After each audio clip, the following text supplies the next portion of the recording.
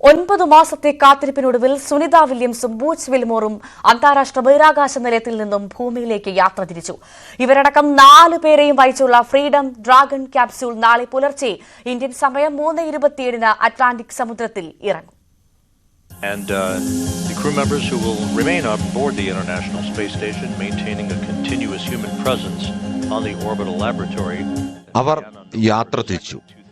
ഇനി സുരക്ഷിതമായി ഭൂമിയിലെത്തണം. ആകാംക്ഷയുടെ ഇതുവരെയുള്ള ഘട്ടങ്ങൾ വിജയകരമായി പൂർത്തിയാക്കി. നാസയുടെ ക്രൂ 9 ബഹിരാകാശ ദൗത്യ സംഘാംഗങ്ങളുമായി സ്പേസ് എക്സിന്റെ ഫ്രീഡം ഡ്രാഗൺ പേടകം ഇന്ത്യൻ സമയം ഇന്ന് രാവിലെ 10:35 അന്താരാഷ്ട്ര ബഹിരാകാശ നിലയവുമായുള്ള ബന്ധം വേർപെടുത്തി ഭൂമിയിലേക്ക് യാത്ര തിരിച്ചു.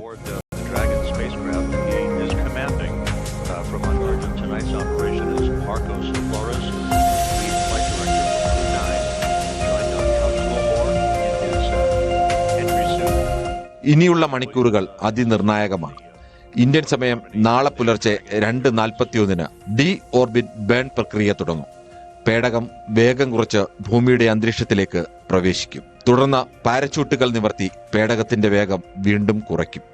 നാളെ പുലർച്ചെ 3:27 അവർ സുരക്ഷിതരായി കടൽ തൊടും. സാഹചര്യങ്ങൾക്കനുസരിച്ച് ഈ സമയക്രമത്തിൽ മാറ്റം വരാം. കടലിൽ പതിക്കുന്ന ക്യാപ്സ്യൂൾ കപ്പലിൽ കരയിലേക്ക് എത്തിക്കും.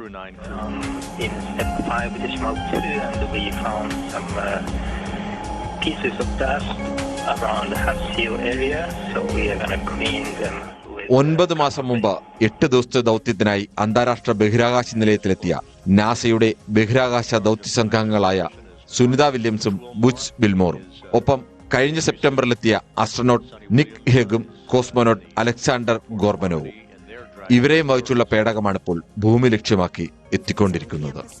Space desk, news 18. അന്താരാഷ്ട്ര ബഹിരാകാശ നിലയത്തിലേക്കുള്ള സാധാരണ ക്രൂ റൊട്ടേഷനപ്പുറം പല ഘടകങ്ങൾ കൊണ്ടും വ്യത്യസ്തമായിരുന്നു സുനിത ബൂച്ച് ബഹിരാകാശ യാത്ര.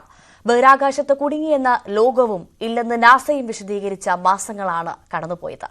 അമേരിക്കൻ രാഷ്ട്രീയം മുതൽ ബഹിരാകാശ രംഗത്തെ വൻകിട സ്വകാര്യ കമ്പനികൾ തമ്മിലുള്ള കിടമത്സരം വരെ ചർച്ചയായ 9 മാസങ്ങൾക്കാണ് ഈ സ്പ്ലാഷ് ഡൌണോടെ പരിസമാപ്തി. അന്താരാഷ്ട്ര ബഹിരാകാശ നിലയത്തിലേക്കുള്ള ദൌത്യങ്ങൾക്ക് യാത്രാപേടകം നിർമ്മിക്കാൻ നാസ തിരഞ്ഞെടുത്ത 2 സ്വകാര്യ കമ്പനികളിൽ ഒന്നാണ് ബോയിങ്.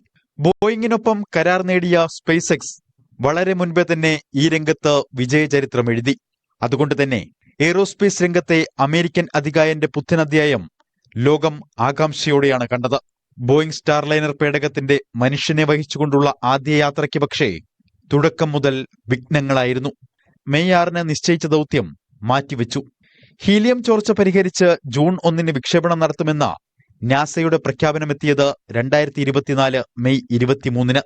ഒടുവിൽ ലോഞ്ച് പാഡിൽ നിന്ന് സ്വപ്നകുതിപ്പ് 2024 ജൂൺ 5. സുനിതയെയും വിൽമോറിനെയും വഹിച്ച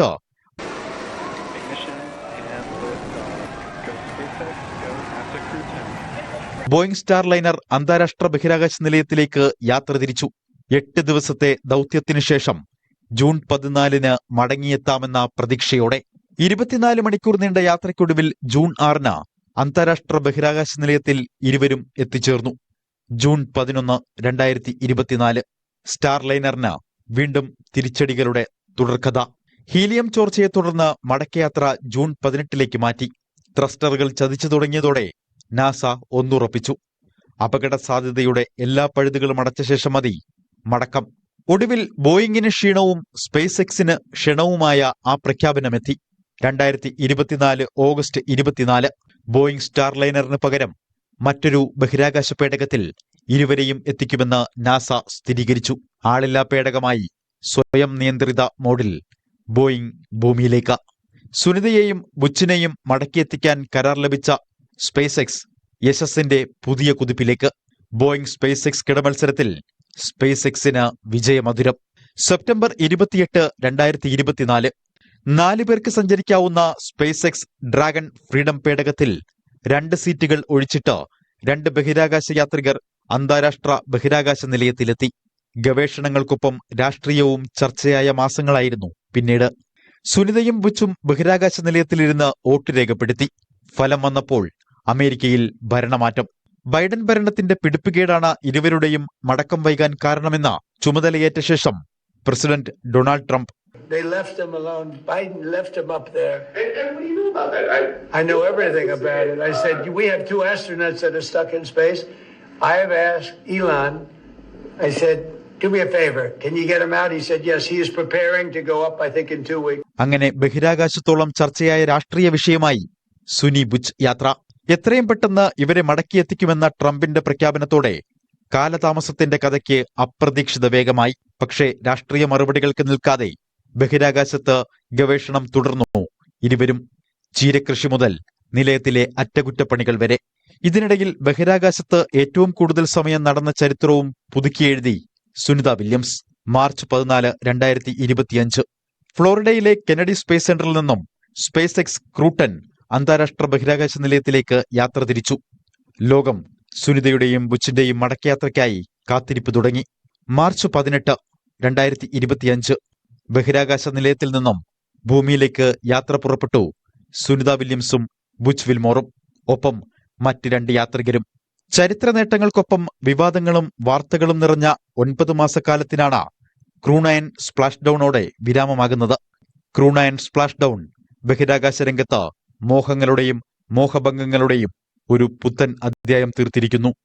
ന്യൂസ് ഡെസ്ക്, ന്യൂസ് 18. ലഹരി